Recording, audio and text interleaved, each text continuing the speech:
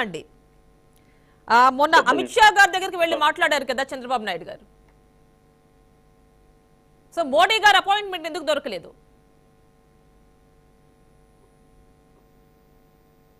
Hello, voice break అవుతుందమ్మా. మొన్న అమిత్ షా దగ్గరికి వెళ్ళి మాట్లాడారు కదా చంద్రబాబు నాయుడు. మోడీ గారు అపాయింట్మెంట్ ఎందుకు దొరకలేదు? చెప్పండి. మోడీ గారు అపాయింట్మెంట్ అడగలేదమ్మా. అమిత్ షా గారితోనే పార్టీ దీనికి సంబంధించి సంప్రదింపులు చేయడం కోసం అమిత్ షా గారితోనే మాట్లాడారు. అంటే మరి నెక్స్ట్ వెంటనే జగన్మోహన్ రెడ్డి వెళ్ళారు కదా, జగన్మోహన్ రెడ్డి వెళ్ళారు, ఆయన చాలా సేపు కూర్చుని మాట్లాడారు. ఏమిటి ఇక్కడ రాజకీయం?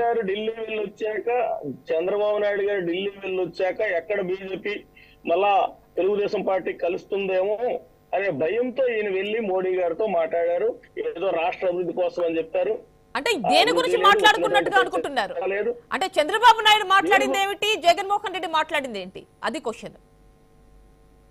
మీరు చెప్పండి, చంద్రబాబు నాయుడు ఏం మాట్లాడారు? బాబు గారు ఢిల్లీ వెళ్ళడంతో ఈయనకు ఒక రకమైనటువంటి భయం కూర్చి ఈయన వెళ్ళారు. లేదండి, అక్కడ డిస్కస్ చేసింది ఏంటి? కూటమి గురించేనా, పొత్తు గురించేనా, ఇంకేమైనా ఉన్నాయా?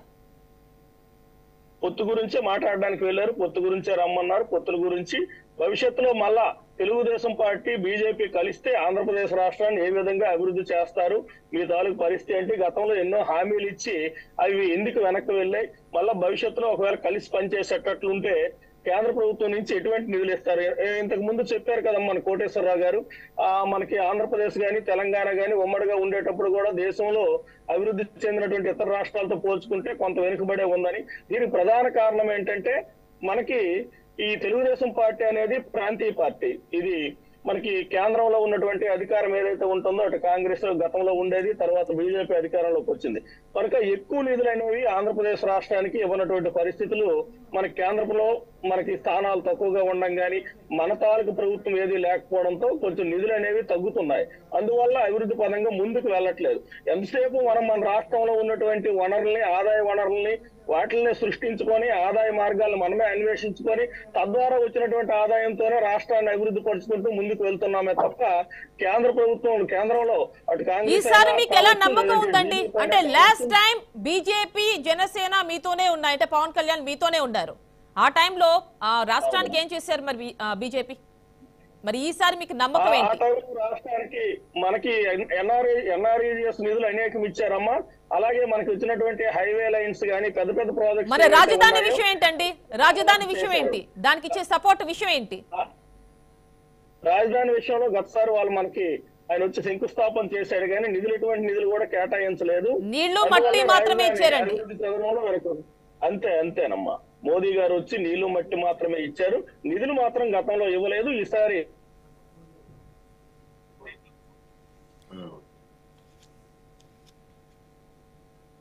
ఓకేనండి. ఓకే, కోటేశ్వరరావు గారి దగ్గరికి వెళ్దాం ఒకసారి. దానికోసమే చంద్రబాబు. ఓకే, మీ వాయిస్, మీ ఆడియో బ్రేక్ అవుతోందండి. నా ఆడియో బ్రేక్ అవుతుందమ్మా, ఇక్కడ సిగ్నల్స్ సరిగ్గా లేవు. నేను బయట మళ్ళీ మాట్లాడతా అండి. ఒకసారి క్లియర్ గా ఉంటే మళ్ళీ మాట్లాడతా. ఒకసారి అనలిస్ట్ కోటేశ్వరరావు గారి దగ్గరికి వెళ్దాం. కోటేశ్వరరావు గారు విన్నారు కదా? ఓకే ఓకే, నేను తర్వాత చేస్తాను. మీకు విన్నారు కదా ఇరు పక్షాల వాదనలు, అటు వైసీపీ ఇటు టీడీపీ. ఇక్కడ ఇందాక మన మానవ అభివృద్ధి సూచికల గురించి నేను చెప్పాను. 2021 యుఎన్డిపి మెథడ్ ప్రకారం, యుఎన్డిపి అంటే United Nations Development Programme method ప్రకారం భారతదేశంలో ఉన్నటువంటి వివిధ రాష్ట్రాల ర్యాంకింగ్, వాటికి వచ్చినటువంటి మార్కులు ఇచ్చారు. ఆ ర్యాంకింగ్ లో ఆంధ్రప్రదేశ్ 26వ స్థానంలో ఉంది. దానికంటే 3-4-5 స్థానాలు ఎగున తెలంగాణ ఉంది. కంపేర్ కూడా చేశారు. అంటే ఇతర ప్రపంచంలో ఇతర దేశాలతో కంపేర్ కూడా చేశారు. ఎందుకంటే మన తెలుగుదేశం కానీ లేకపోతే వీళ్ళు కానీ మేము పెద్ద అభివృద్ధి చేశామని చెప్పేసి చెప్పుకుంటున్న దానికి కేరళ మొదటి స్థానంలో ఉంది. అది కొలంబియా తోటి ఈక్వల్ గా ఉందని చెప్పారు. అదే ఆంధ్రప్రదేశ్కి వచ్చేసరికి ఘనా అంటే ఆఫ్రికాలో బాగా వెనుకబడినటువంటి దేశం. అవునండి. అందువల్ల మొత్తం కొన్ని ప్రామాణికమైనటువంటి అంశాలన్నింటినీ సమగ్రంగా చూసినప్పుడు ఒక అంశంలో మేము ముందున్నామా, ఒక అంశంలో వెనుకున్నామా అనేటువంటిది కాదు. ప్రామాణికంగా చూసినప్పుడు ఎక్కడున్నాము అనేటువంటిది మనం గమనించాలి. ఆ గమనించినటువంటి దాని ప్రయారిటీకి అనుగుణంగా మనం ఏ ప్రభుత్వం అయినా తీసుకోవాలి. అటువంటిది తీసుకోలేదు. ఎందుకు అంటే మన శ్రీనివాసరెడ్డి గారు చెప్తున్నారు గ్రామ సచివాలయాలు అని. గ్రామ సచివాలయాలు చేయలేదని ఎవరు చెప్పట్లే, కానీ మానవాభివృద్ధికి అవసరమైనటువంటి వాటిల్లో విద్య ముఖ్యమైనది. విద్య ముఖ్యమైతే మీరు 5 సంవత్సరాల పాటు అధికారంలో ఉండి 20,000 25,000 దాకా టీచర్ల పోస్టులు ఖాళీగా ఉంటే టీచర్ పోస్టులు లేకుండా విద్యను ఎట్లా చేస్తారు, విద్యాభివృద్ధి ఎట్లా చేస్తారు, లేదు మెడికల్ కాలేజీలు తీసుకొచ్చా అంటున్నారు కదండి, ఇప్పుడే విన్నారు కదా. మెడికల్ కాలేజీలు తీసుకొచ్చా, మెడికల్ కాలేజ్ ఇంగ్లీష్ మీడియం తీసుకొచ్చా అని కూడా అంటున్నారు. అలా అనుకున్నట్లయితే మెడికల్ కాలేజీలకు విషయానికి వస్తే పక్కనే ఉన్నటువంటి తెలంగాణలో ఎక్కువ మెడికల్ కాలేజీలు పెట్టారు. కానీ ఆ పెట్టినటువంటి మెడికల్ కాలేజీల గురించి ఆ రోజు ఎన్నికల్లో చెప్పుకున్నటువంటి బీఆర్ఎస్ పార్టీ బొక్కబొరల పడింది. అందుకని ఒక మెడికల్ కాలేజీ వాళ్ళు పెట్టారా లేకపోతే వీళ్ళు పెట్టారా, వాళ్ళ హయాంలో పెట్టిన దానికి వీళ్ళు సీట్లు ఇచ్చారా, అది కాదు. మొత్తంగా నేను అనేది సమగ్రమైనటువంటి ఒక మెడికల్ కాలేజీ అదే కనుక అయ్యేట్లయితే, అదే కనుక ప్రామాణికంగా అయ్యేట్లయితే కరోనా సమయంలో మరి ఆంధ్రప్రదేశ్ లో కరోనా బాధితులుగా ఉన్నటువంటి వాళ్ళు మరి హైదరాబాద్ కి పెద్ద ఎత్తున ఎందుకు రావాల్సి వచ్చింది? నిజానికి చంద్రబాబు నాయుడు గారు అభివృద్ధి చేస్తుంటే మెడికల్ కాలేజీలు కానీ లేదా వైద్య సౌకర్యాలు కానీ అభివృద్ధి చేస్తుంటే, అంటే ఆయన హయాంలోని కాదు, అంతకు ముందు ఉమ్మడి రాష్ట్రంలో కాంగ్రెస్ 10 ఏళ్ల పాటు అధికారంలో ఉంది కదా, వైఎస్ రాజశేఖర రెడ్డి గారు వీళ్ళందరూ. మరి అప్పుడు అభివృద్ధి చేస్తున్నా కానీ రాష్ట్రం మొత్తం మీద కరోనాలో ఆ విధమైనటువంటి ఫ్లో హైదరాబాద్కి వచ్చి ఉండేది కాదు కదా. అందుకని మొత్తంగా చూడాలనేటువంటిది నా అభిప్రాయం. ఒక కాలేజీ పెట్టొచ్చు, ఒక కాలేజీలో సీట్లు ఇవ్వచ్చు, అది కాదు పాయింట్. అందుకని మానవాభివృద్ధి సూచికలు చూసుకున్నా లేకపోతే మౌలికమైనటువంటి ఏర్పాట్లు చూసుకున్నా గానీ ఒకటి. ఇక ఈ అంశానికంటే ఇవాళ రాజకీయాల్లో, ఆంధ్రప్రదేశ్ రాజకీయాల్లో ప్రధానమైనటువంటిది బీజేపీ అనేటువంటిది దాని చుట్టూ తిరుగుతుంది.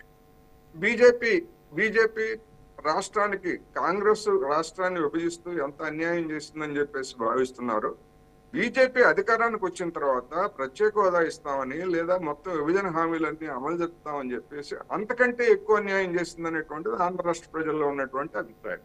అందుకనే 2019 ఎన్నికల్లో దానికి 100 కంటే తక్కువ ఓట్లని ఇచ్చి దాని స్థానం ఏమిటో జనం చెప్పారు. అది 1% కూడా లేదు ఓటు బ్యాంక్ ఉన్నటువంటి వ్యక్తులతో, అంటే పార్టీతో, ఇటు టీడీపీ కావచ్చు జనసేన కావచ్చు. అంటే జనసేన అంటోంది మాకు చట్టసభల్లో ప్రాతినిధ్యం లేదు కాబట్టి మేము వారితో ఉండాల్సి వస్తుంది అని అంటోంది. మరి ఇటు టీడీపీకి ఏమిటి అడగటానికి ఏముంది? నోటికి తాళం ఎందుకు వేసుకోవాలి? ఓకే, చట్టసభల్లో లేరు మీరు, చట్టసభల్లో లేనప్పుడు మరి అంతకు ముందు మీరు చట్టసభల్లో మేము పోటీ చేయము అని కూడా చెప్పారుగా 2014లో. కానీ అప్పుడు మీరు చెప్పింది ఏమిటి? మేము ప్రశ్నిస్తూనే ఉంటాం, తోలు ఒలుస్తాం, తాట తీస్తాం. అంటే ఈ మధ్య పరిణామాల నేపథ్యంలో వైసీపీ వాళ్ళపై దాడులు చేస్తోంది. సో మాకు కొంచెం బలం కావాలి అంటే బీజేపీ లాంటి సపోర్ట్ కావాలి, టీడీపీ లాంటి సపోర్ట్ కావాలి. ఇంకొన్ని రోజులు, ఇంకొన్ని సంవత్సరాల పాటు కూడా టీడీపీతో కలిసే వెళ్లాలనుకుంటున్నాము. ఏపీలో ఉన్న పరిస్థితుల రీత్యా ఇలాంటి కామెంట్స్ అన్ని పవన్ కళ్యాణ్ చేస్తున్నారు. బలం అంటే ఏమిటి? బీజేపీ వాళ్ళు ఏమన్నా కండల వస్తాదులను పంపిస్తారా? తెలుగుదేశానికిను జనసేనకి వస్తాదులను పంపించి వాళ్ళ దగ్గర ఇళ్ల దగ్గర కాపలా పెడతారా? ఏంటి బలం అంటే ఏమిటి? అంటే ఇక్కడ మిమ్మల్ని ఒక్క క్వశ్చన్ అడగాలి కోటేశ్వరరావు గారు. అంటే 1% ఓట్ షేర్ అంటే ఓట్ బ్యాంక్ అంటే నోటా కంటే తక్కువ ఉన్నటువంటి బీజేపీని పిలిస్తే ఎందుకు ఢిల్లీ వెళ్తున్నారు? కేవలం రాష్ట్ర ప్రయోజనాల కోసమే వెళ్తున్నారు అనుకోవచ్చా, పొత్తుల కోసమే వెళ్తున్నారు అనుకోవచ్చా, దానికి మించి ఇంకేమన్నా ఉందా? నేను అదే చెప్పబోతున్నా. ఇప్పుడు తెలుగుదేశం గాని లేదా జనసేన గాని రాష్ట్ర ప్రయోజనాల కోసం అంటే వాళ్ళు చెప్పే కారణం ఏమిటి? జగన్మోహన్ రెడ్డి గారు ప్రతిపక్షాలను అణచివేస్తున్నారు, కేసులు పెడుతున్నారు, వేధిస్తున్నారు. అందుకని ఆ పాలనని అంతం చేయాలంటే, రాష్ట్ర ప్రయోజనాలు కాపాడాలంటే బీజేపీ కూడా కలిసి రావాలని చెప్తున్నారు. ఓకే, రాష్ట్ర ప్రభుత్వం అణచివేత చేస్తా ఉంది. గతంలో తెలుగుదేశం పార్టీ కూడా అదే చేస్తుంది. నేను ఒక్క ఉదాహరణ చెప్తా. పశ్చిమ గోదావరి జిల్లా నర్సాపురంలో తుందూరు అనేటువంటి గ్రామంలో రొయ్యల ఫ్యాక్టరీ పెడితే కాలుష్యం పెరుగుతుందని చెప్పేసి ఆ గ్రామం, ఆ పరిసర వాళ్ళందరూ కూడా తీవ్రమైనటువంటి ఆందోళన చేస్తే ఆ రోజు చంద్రబాబు నాయుడు గారు మహిళలని కూడా చూడకుండా వాళ్ళ మీద కేసులు పెట్టి నెలల తరబడి జైలుకు పంపించినటువంటి ఉదంతం ఆ రోజు జరిగింది. ఆ రోజు ఇదే జగన్మోహన్ రెడ్డి గారు ఆ ప్రాంతానికి వెళ్ళి మీ ప్రాంతంలో ఆ పరిశ్రమలు రాకుండా చేస్తాను, నేను అధికారానికి వస్తే మీ మీద కేసులన్నీ ఎత్తేస్తానని చెప్పేసి వాగ్దానం చేశారు. ఇప్పటికీ 2017 నుంచి ఇది 2024, ఇప్పటికీ ఆ తుందూరు గ్రామంలో ఆ పరిసర గ్రామాల్లో వందలాది మంది కేసులు కోర్టుల చుట్టూ తిరుగుతున్నారు. మరి చంద్రబాబు నాయుడు గారు వాగ్దానం ఏమైంది, జగన్మోహన్ రెడ్డి గారు వాగ్దానం ఏమైంది? అందుకని ఎవరు అధికారంలో ఉన్నా ప్రజల పట్ల, ప్రజా సమస్యల పట్ల వ్యతిరేకమైనటువంటి వైఖరి తీసుకున్నారు.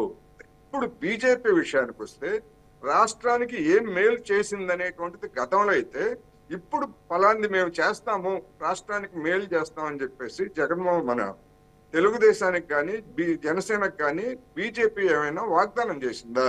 అంటే ఇక్కడ ఒక్కటి చూడాలి, కోటేశ్వరరావు గారు, అటు వైసీపీ కావచ్చు, ఇటు టీడీపీ కావచ్చు, జనసేన కావచ్చు, ఒక్క కామెంట్ కూడా వ్యతిరేకంగా బీజేపీకి ఎప్పుడు చేయట్లేదు. ఏపీలో వ్యతిరేకంగా గళం వినిపించే వాళ్ళే లేరా? ఏమిటి ఈ భయానికి వెనుకున్న కారణం? ఏమిటి ఆ బలహీనత ఏమిటి? ఇప్పుడు కాంగ్రెస్ అన్యాయం చేసిందని చెప్పేసి కాంగ్రెస్ మీద దుమ్మెత్తి పోశారు, విమర్శించారు, నేను సమర్థిస్తాను అని. కానీ బీజేపీ చేసినటువంటి న్యాయం ఏమిటి? ఎందుకని బీజేపీ గురించి మాట్లాడరు? ఉదాహరణకి రైల్వే జోన్ ఉన్నది 5 ఏళ్ల క్రితం ప్రకటించారు. అసలు అధికారంలో ఉండగా చంద్రబాబు నాయుడు గారు ఆ 5 సంవత్సరాల పాటు విశాఖ రైల్వే జోన్ గురించి ఆయన కేంద్రాన్ని అడిగింది లేదు, కేంద్రం ప్రకటించలేదు. 2019 ఎన్నికలకు ముందు రైల్వే జోన్ ప్రకటిస్తే ఇప్పటి వరకు దానికి సంబంధించినటువంటి నోటిఫికేషన్ ఇవ్వరు, లేకపోతే ఏర్పాటు చేయరు. ఏమిటి అంటే బీజేపీ పెద్దలు పార్లమెంట్ లో స్థలం ఇవ్వలేదు అంటారు. స్థలం లేకపోవడం ఏంటి? విశాఖలో రైల్వేకి స్థలం లేదా? ఇప్పుడు ఉన్నటువంటి డివిజనల్ కార్యాలయాన్ని ఎత్తేస్తామని చెప్పారు. ఆ డివిజనల్ కార్యాలయంలోనే జోనల్ కార్యాలయాన్ని పెట్టొచ్చు కదా. ఆ తర్వాత స్థలం ఒకవేళ ఇవ్వకపోయేట్లయితే దానికి కూడా ఉంది. ఆ డివిజనల్ కార్యాలయం చక్కనే దాదాపు 18 ఎకరాలు 20 ఎకరాల స్థలం ఉంది, దానిలో కట్టుకోవచ్చు. లేదు రాష్ట్ర ప్రభుత్వం ఇవ్వాలంటే వాళ్ళు చూపించినటువంటి దాన్ని తీసుకోకుండా ఇవ్వలేదని చెప్పేసి చెప్తున్నారు. ఒక రాజకీయ పరమైనటువంటి నాటకం ఆడుతున్నారు. దాని గురించి విమర్శించడానికి లేదా దాని గురించి ప్రశ్నించడానికి వైసీపీ జగన్మోహన్ రెడ్డి గారు కానీ, తెలుగుదేశం చంద్రబాబు నాయుడు గారు కానీ, పవన్ కళ్యాణ్ గారు కానీ మాట్లాడరు. అంటే కోటేశ్వరరావు గారు ఏపీ ప్రజలు మాకు బీజేపీ వద్దు అని వాళ్ళ ఓటుతో చెప్తున్నారు. అంటే 1% కంటే లెస్ దాన్ అంటే అనుకోవచ్చు మనం. సో మరి వీళ్ళందరూ వెళ్ళి బీజేపీతో మాట్లాడి కలిసి పొత్తులు పెట్టుకుని రకరకాలుగా అంటే వెళ్ళి కలిసి వస్తూ ఉంటారు. మరి ఏపీ ప్రజలు వీళ్ళకి ఎందుకు ఓటు వేయాలి? వేస్తారంటారా? ఏ నమ్మకంతో ఉంటారు? నేను అదే ప్రశ్నిస్తున్నా. వీళ్ళు పోనీ బీజేపీ గతంలో అన్యాయం చేసింది, ఇప్పుడేమైనా న్యాయం చేస్తామని ఏమైనా చెప్తున్నారా? పోనీ ప్రత్యేక హోదా ఇవ్వము, అదే మిగిసిపోయిన అధ్యాయం అని చెప్పారు.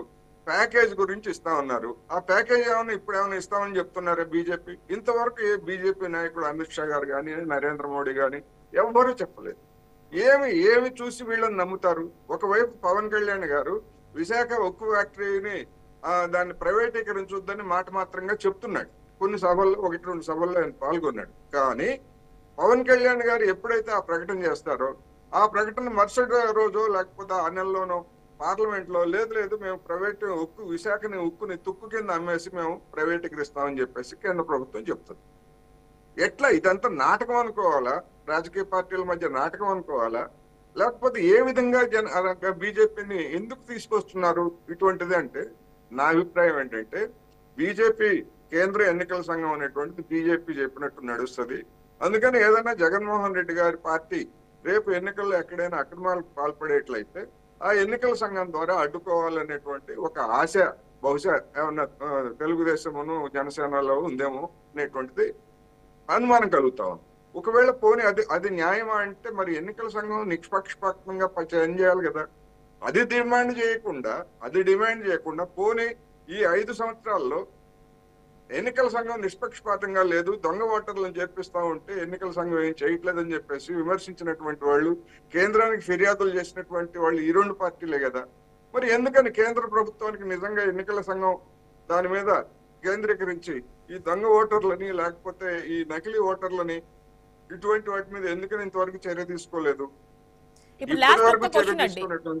ఇప్పుడు షర్మిల ఎంట్రీ ఎవరికి నష్టం, ఎవరికి లాభం? ఓకే, షర్మిల గారు ఇవాళ ఆమె ప్రత్యేక హోదా అనేటువంటి నినాదంతో పాటు మిగతా ప్రభుత్వ వైఫల్యాల గురించి కూడా ఆమె ఎండగడుతూ ఉన్నారు. ఇవాళ ఉన్నటువంటి పరిస్థితుల్లో బీజేపీతో కనుక తెలుగుదేశం లేదా మన జనసేనలు కనుక కలిసేట్లయితే ఆ బీజేపీని గట్టిగా వ్యతిరేకించేటువంటి మైనారిటీలందరూ కూడా, అదే విధంగా దళితుల్లో ఒక సెక్షన్ ఎందుకంటున్నానంటే, దళితుల్లో ఎస్సీ వర్గీకరణకు సంబంధించి ఒక కేంద్ర ప్రభుత్వం ఒక కమిటీని వేసింది. ఆ ఎస్సీ వర్గీకరణను వ్యతిరేకించేటువంటి వాళ్ళు ఆంధ్రప్రదేశ్ లో బలమైనటువంటి ఎస్సీల్లో ఒక బలమైనటువంటి సామాజిక తరగతి. అందువల్ల బీజేపీతో చేతులు కలిపేటువంటి వాళ్ళ ఆ పార్టీలకు వ్యతిరేకంగా ఎన్మాస్ గా ఎవరు గెలుస్తారో ఎవరు ఓడిపోతారో అని కాకుండా వాళ్ళకి వ్యతిరేకంగా ఓటేసేటువంటి ఒక మూటు ఆంధ్ర రాష్ట్రంలో ఉన్నది. అందువల్ల ఆ మూడు ఒకవేళ జగన్మోహన్ రెడ్డి గారు అనుకుంటే, జగన్మోహన్ రెడ్డి గారి మీద ఉన్నటువంటి అభిప్రాయం ఏమిటి? తెలంగాణలో కేసీఆర్ బీజేపీ ఒకటే అనేటువంటి అభిప్రాయం ఎట్లాగైతే వచ్చిందో, తెర ముందు వీళ్ళు రెండు పార్టీలుగా ఉన్నప్పటికీ తెర వెనకాల బీజేపీను వైసీపీ ఒకటే అనేటువంటి అభిప్రాయం కూడా బలంగా ఉన్నది. అటువంటి పరిస్థితుల్లో ఈ బీజేపీతో ఉన్నటువంటి తెలుగుదేశం జనసేనకు వ్యతిరేకించేటువంటి వాళ్ళు కాంగ్రెస్ లేదా కాంగ్రెస్ తో వాటి ఉండేటువంటి ఇతర పార్టీలకు ఓటేసేటువంటి అవకాశాలు కూడా ఉన్నాయి. అందువలన బీజేపీతో సంబంధాలు ఏమిటనేటువంటిది తెలుగుదేశం జనసేన క్లించ్ చేసుకున్న తర్వాతనే ఒక స్పష్టమైనటువంటిది వస్తుంది. ఎక్కడ బీజేపీ వీళ్ళతో చేతులు కలుపుతుందో, నేనే గత 5 సంవత్సరాలుగా మీకు సంపూర్ణమైనటువంటి మద్దతు ఇచ్చాను. అన్ని సందర్భాల్లో మీ అభ్యర్థులను బలపరిచాను, మీ రైతు వ్యతిరేక చట్టాలతో సహా అన్నింటినీ బలపరిచాను. నన్ను నమ్మండి, రేపు నేనే గెలుస్తాను, రాబోయే రోజుల్లో నేను మీకు మద్దతుగా ఉంటానని చెప్పడానికే జగన్మోహన్ రెడ్డి గారు వెంటనే ఢిల్లీ వెళ్ళారనేటువంటిది నా అభిప్రాయం. అంటే వెళ్ళినప్పుడు ఇలాంటివన్నీ మాట్లాడతారు కానీ రాష్ట్రానికి సంబంధించి ఏమేమి అవసరాలు ఉన్నాయో ఇలాంటివి వారి దగ్గర మాట్లాడరా? ఎందుకంటే వాళ్ళ అధిష్టానం కూడా, బీజేపీ అధిష్టానం కూడా ఇదే చెప్తోంది. ఎక్కడెక్కడో సభల్లో మాట్లాడతారు కానీ మా దగ్గర వచ్చి మాది ఇది సమస్య, మాకు ఇది కావాలని మా దగ్గర ఎప్పుడు అడగరు అని చెప్పి వాళ్ళు అంటున్నారు. అటు టీడీపీ కావచ్చు, గడిచిన 5 సంవత్సరాలుగా నరేంద్ర మోడీ గారికి ఎన్ని సెలవులు కప్పారో, మన ఆంధ్రప్రదేశ్ ఖజానాకి ఎంత దండగా అయిందో మనకు అందరికీ తెలుసు. సెలవులు కప్తున్నారు కానీ మన రిక్వైర్మెంట్స్ ఏంటి అనేది ఆయన దగ్గర ముఖాముఖి అడగట్లేదా?